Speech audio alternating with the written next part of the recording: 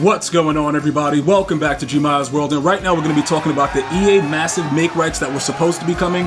Guess what, bro? They've been denied. If you played ranked head-to-head and you did not listen when I told you guys to stop, you did not get any, previous rewards or anything like that.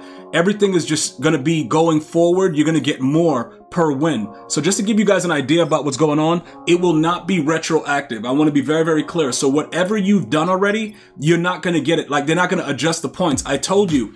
Based on what I saw and what I know from them, I've been playing MUT since, I guess, Madden 10 when it first started, when people didn't even know what it was, with Palomalu and Fitzgerald on the cover.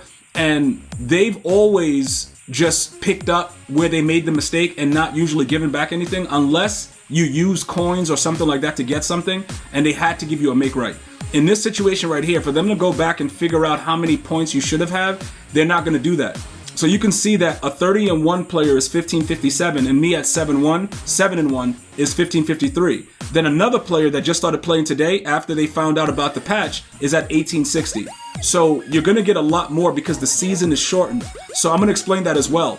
Some of you guys were asking, would they extend it? The reason that they can't extend it is because it's going to conflict with the way that they have it laid out throughout the year. They want to keep people engaged with the game throughout the year, so they're not going to adjust the time frame. Because if they spill into November too much, it's going to mess up everything for Thanksgiving. So that's why it's like that. So it's going to be the same amount of days, it's just going to be a little bit more sweaty. But when you win a game, you're going to get a lot more points. So that's ultimately what's going to happen. I'm going to explain to you guys what's happening as far as the players and everything, so you guys understand.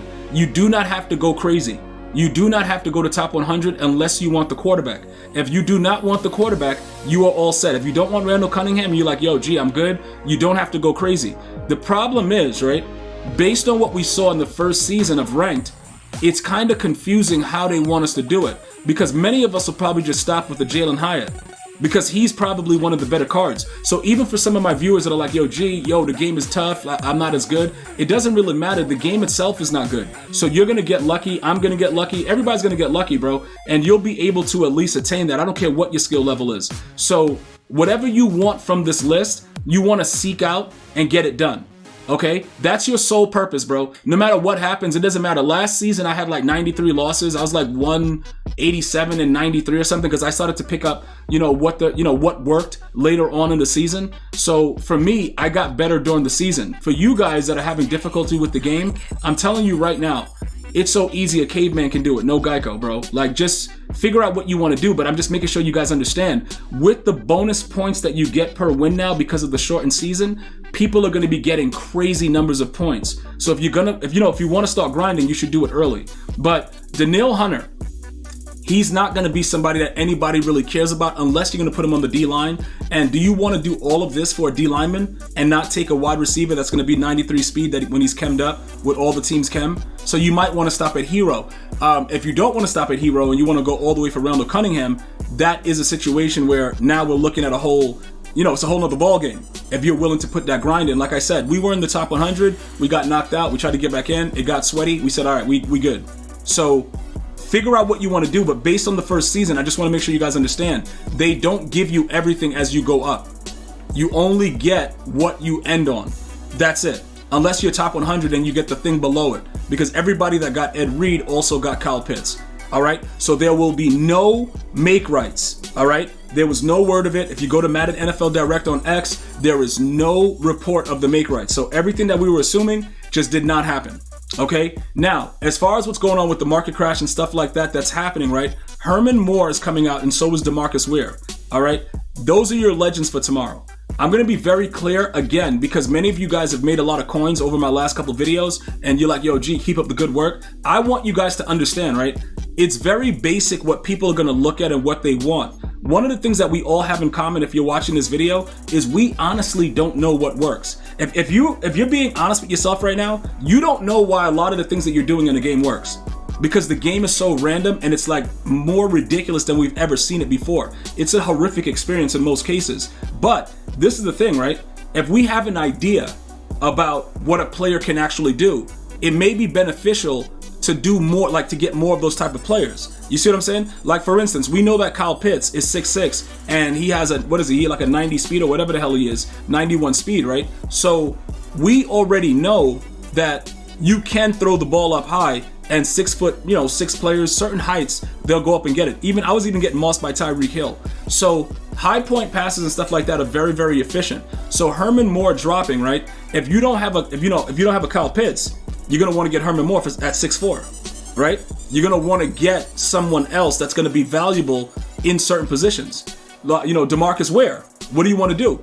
Look at your pass rushers. Start figuring out what's going on, because the market is going to drop, and then you're going to be caught like, no, dude, you knew because I told you. You already knew what was going on. So you'll see, like I told you guys before about Vita Vea. I told you he would make Sapp's price go down initially, and then when everybody saw his speed, his price would go down and Sapp would go up. It's not like I'm Nostradamus. Like, it just makes common sense. Look, dude, look. Let's take a look at this real quick, right? This guy is a 67 speed. He's not chasing down a dead cockroach. So look, the 91 strength doesn't matter, because he'll get trucked by the smallest running back in the game. I'm telling you right now, Darren Sproles will put this dude on his butt cheeks in this game. So for you to invest in that over $1 million didn't make sense, and I made it clear. A lot of you guys are like, yo, thanks, G. Dude, this is how you have to move. So now, DeMarcus Ware, what pass rushes do you have on your squad currently? You have to figure that part out. So what I'm going to do is I'm going to go to type, and then we're going to go to all defense, right? Just so we can see an overview of like the players. So Warren Sapp's price it's gone up like 4 million. Not 4 million, 400,000 since yesterday, because people realize he's one of the best DNs. Well, D tackles or whatever. He's on the D line, but the people have figured it out based on his speed and the way that Warren Sapp just moves. It's worth it to have him rather than not. Is he good? I don't know. They all play the same. Something wild is going to happen. It's going to be stupid. We all know that. But currently, he's the best. All right? Better than Vita Vea. He's the best. Okay? So we're not really worried about that. We got to look for more of the position that DeMarcus Ware is going to be playing. We already know about Herman Moore. I told you guys before, if you got Kyle Pitts and you add Herman Moore to the other side, it's going to probably be GG's. Even though I got Grunk be kind of slipping up, he might have to go. I'm going to trip. He might have to go. But listen. Let's take a look at everything else that's going on as far as that right outside linebacker position. What are the players that you've been using right now, and how good are they at that position? Thibodeau sucks. Okay. Will Anderson was decent for a little bit. Arakpo is trash. There's not really a lot of them, right? So with the way the market is right now, depending on what goes on, what you should probably do is start to pre-build or utilize your free legend for DeMarcus Ware if you're having an issue with the pass rush. Because one of the things that people haven't done, especially if you started the game late, you don't have Max Crosby. So you didn't get a season 1 Max Crosby. That's a decent speed. So it's kind of weird for you right now, because Jason Taylor is good. These are all ends, right? But they're still very, very good. And they rock out. You know what I'm saying? Like they make plays, they do stuff. This guy's an 86 overall. And then when you go and look at his attributes, you're like, yo, he's 85 speed. Like, how is that even possible? And he's still one of the top players. So that's something that I need you guys to be able to understand. Who are your pass rushers? Do you have the right spot? Okay, because if you don't, you're going to want to grab the DeMarcus Ware that's coming tomorrow as a legend. As far as any other type of market crash around the wide receiver position, I really don't know the way you guys play. I'm looking for height and moss action. That's it. I don't care about anything else that's going on. So we may not have the same type of viewpoint on the wide receivers. Because I'm saying 6'4", and I'm like, yes, sir, I'm looking for Calvin Johnson and all that stuff. You may not be looking for that. So you have to gauge it based on what it is. Now, remember, based on what we saw, he's not going to be a limited. So he may not heavily affect DK Metcalf's price. Although they gave DK Metcalf an extra inch this year, and he's also 6'4". So do you want to get rid of anybody else? That's up to you. This guy's 6 foot. This guy's like 6 foot. A lot of these guys are undersized players. What are you looking for? This guy's 5'10". So you got to take a look at it. Xavier Worthy, is his price going to tank more because of Herman Moore? You have to figure that out and go from there.